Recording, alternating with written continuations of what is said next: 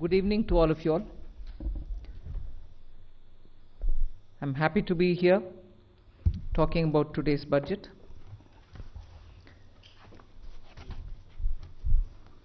The budget actually says several things about our path towards Vikasit Bharat.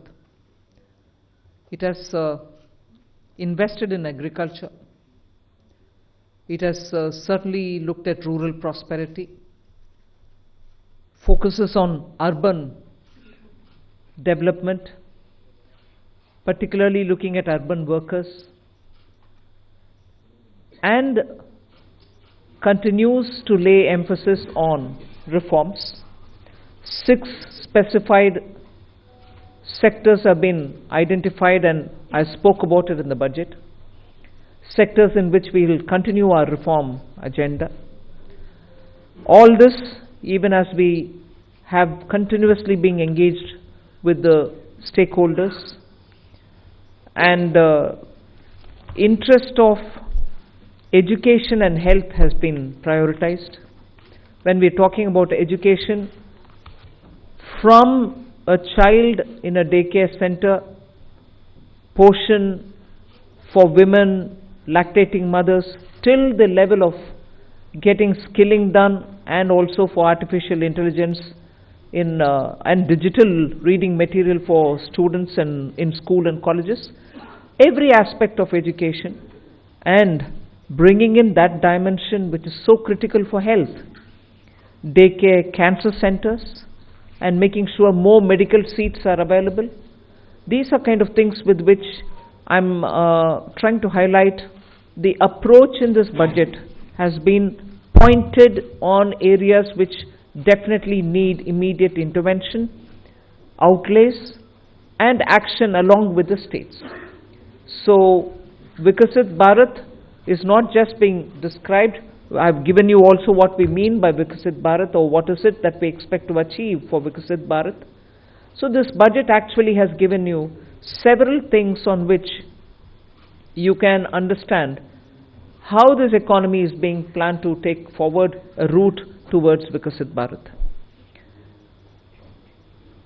Secretaries have joined me. All of them would also come in to explain or answer and give clarity and so on. But one thing which I certainly would like to highlight is responding to the voice of the people, which is what Prime Minister Modi is known for in his administration. It's a very responsive government.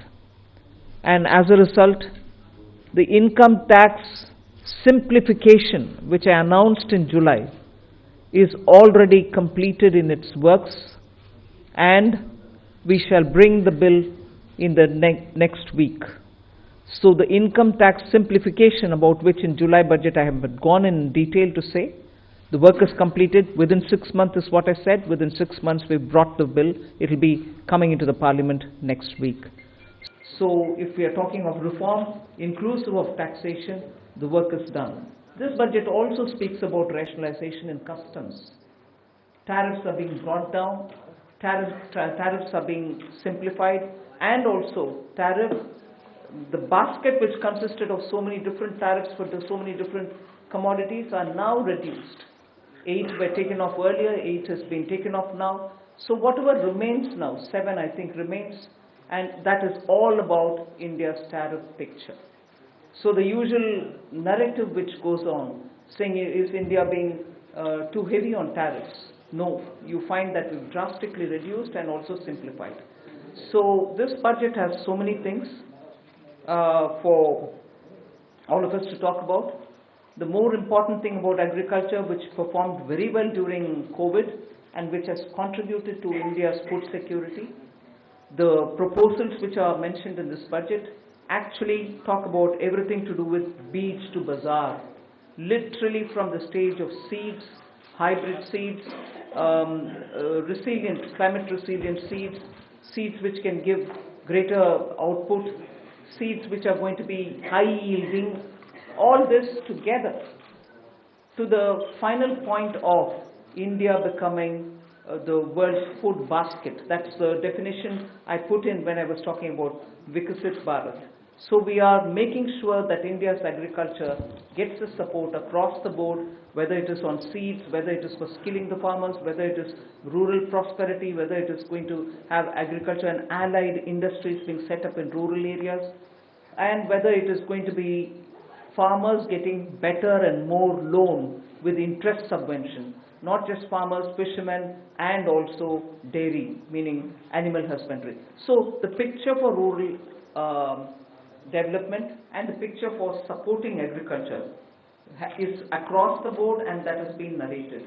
The second thing which I would want to highlight is the continued emphasis that we are giving since vote on account budget, July budget, and now on the MSMEs. Whether it is giving them sovereign guaranteed loan, whether it is support during COVID, whether the definition being changed now for better, more inclusive growth in MSMEs, access to bank credit. So MSMEs have also been given greater emphasis. Together with this, I'd like to highlight the point that energy security has had greater attention in this budget. We've highlighted in July budget how even pump storage will have greater attention. Solar and wind and renewable energy has also been taking consistently good importance in our budgets. This time we are talking about the small modular reactors. I've also announced that there shall be 2 amendments, one to the Atomic Energy Act and the other one for the civil liability. All of this is going to help us attain energy security. Insurance sector's FDI limits have been enhanced. That is another important announcement. I'll end my opening statement with 2 things. There is no reduction in the public spending on capital expenditure. Let's put that up front. We continue to place emphasis on the multiplier effect that capital expenditure done by government has shown, has sustained us. We continue on that. And with all this, our fiscal prudence has aligned itself to the glide path that we announced in 2020-21. So we've kept ourselves in alignment. Fiscal prudence has been maintained. And the next year, coming years, estimate is also being given. Well under 4.5 is what we had said earlier. We are also projecting the same. So this is just as an opening statement. There's a lot more to say, but as you all ask questions, so shall we answer. Thank you. Thank you, ma'am. 225. 225. Mic, please.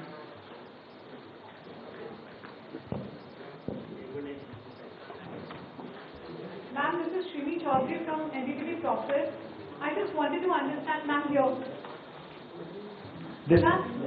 you said the new income tax bill will come next week. Will that be in the form of draft, and where you are also going to take stakeholder comments on that? Yes, as a bill, any bill goes to the standing committee, and the standing committee will of course consult with so many stakeholders, and then it will come back to us, and if necessary, any more amendments that need to be brought in, we'll bring it in and take it forward in the House. So do we expect implementation in this fiscal year in FY26? Do you expect what? Do we expect the implementation? Well, let it get passed. I hope it will get passed without much of a difficulty, but it is only after its passing. Sure. Thanks. 35. Front.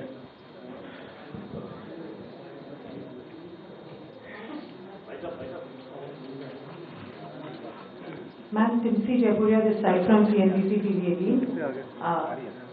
As you said, this is a very responsive government, which is why government decided to give these tax rebates. But given the structure that you have announced, ma'am, up to 12 lakh is the rebate.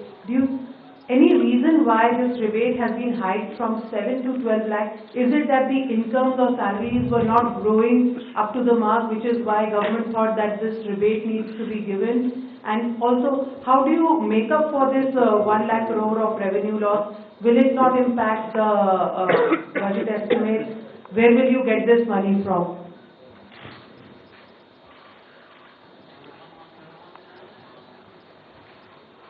I think the first question is, you said that this, when the incomes are not growing. This is an income tax. Only when there is an income, then we are talking of the tax. So income has to go to the level to discuss about the tax. Now, why from 7 to 12 lakh? It is something like, it was earlier 2.2 lakhs. When 2014 it became 2.5 lakh, nobody is going to pay tax. When there was 2019, it's at 5 lakhs, nobody is going to pay tax. And it was raised to 7 lakhs.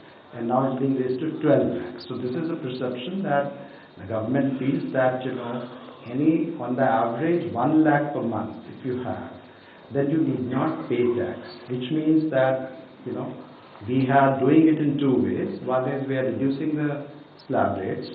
We are expanding the slabs. If you would have noticed, the slabs are now 0 to 4 to the uniform slabs, and there is a gradualism. There was a thing when we had earlier 20%, and it was jumping to 30%. Now it is 20, we have introduced 25 also. So it was a gradual thing which has been done. Now this benefits every one of the taxpayers, because whatever benefits which has come from the slabs gets transmitted across. So therefore everyone gets a benefit. Now the second part, FM decided that, some people should get a little more benefit than merely slab rate reduction could have given. And so therefore extra rebate. So slab rate reduction for everyone and extra rebate for 7 lakhs already getting it, now 7 to 5 lakhs more people have been added. So this is the philosophy behind it. And as you said, why you do it, I think we expect that all that money which they gave, it comes back to the economy in either consumption, savings or investments, in whatever way they choose to do. I just want to add to that. If you compare what we've done today with what prevailed in 2014 under the Congress government, what we are, most often the narrative is we should put money back in the hands of the people. I want to please give this comparison for your consideration. If you compare it with the 2014 tax rates under the Congress, for somebody who's earning 8 lakhs, nearly 1 lakh more money is in their pockets today because of the amendments that we've brought in. Meaning, 1 lakh income tax in 2014 is 0 income tax now. So that money is going back to the people in their hands for those who are earning 8 lakhs. For those earning 12 lakhs, 2 lakh was the income tax in 2014 versus today 0 which is proposed. Meaning nearly 2 lakh more money in the pockets of people who are earning 12 lakh. Alright, did I stop it there? As Finance Secretary rightly said, across the board everybody is getting benefit because the rates have also been brought down. Not just the rebates being given to up to 12 lakhs. Rates for everybody is being brought down. As a result, take somebody who earns 24 lakhs in a year. The income tax on them in 2014 was 5.6 lakhs. 2014. For them, now it is only 3 lakhs. The rate change has benefited somebody who earns 24 lakh as well. So 2.6 lakh rupees more in the pocket of people who are earning 24 lakh. So it is not just those who are up to 12 lakh because they are not paying any tax at all, because rebate is given to make up for the tax amount which they have to pay. It is not just up to 12 lakh. Even for others, benefit is accruing, and compared to what it was in 14, that much amount of money is going back to those respective money earners. Let's compare it with 24 tax rates, which is prevailing now and what is being proposed. I would like to draw the comparison. 8 lakh people, many, those who are earning 8 lakhs. 30,000 rupees more is being put back into their pockets, meaning they would be paying 30,000 in the prevailing tax, 8 lakh salaried wale. Now they pay 0 in the new proposal. Similarly, 12 lakh salary or income wale would have 80,000 rupees tax to pay in the current prevailing taxation rates. They would have 80,000 rupees now go back to their pockets. They don't have to pay that tax. Go to the 24 lakh and compare with the present rates. Present prevailing rate they have to pay 4.1 lakh rupees as tax. We are saying now they will have 1.10 lakh in their pockets, which they don't have to pay as tax. So we have put good substantial amounts into the pockets of people who deserve.